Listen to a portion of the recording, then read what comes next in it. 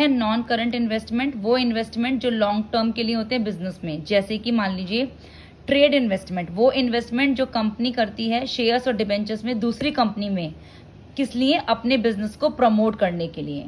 ठीक है, इसके अलावा और कौन कौन से इन्वेस्टमेंट होते हैं? ये है नॉन करंट इन्वेस्टमेंट का part. Investment in property, investment in equity instruments, investment in preference share, investment in government और ट्रस्ट सिक्योरिटीज। तो ये होते हैं non current investments. Long term loans and advances का मतलब होता है कि लोन देना।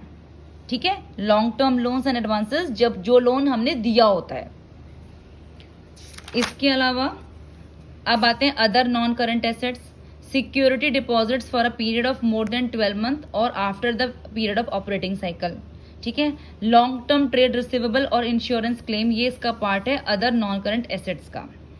इसके अलावा है करंट इन्वेस्टमेंट्स, जिसमें आते हैं investments for short term with in 12 months. वो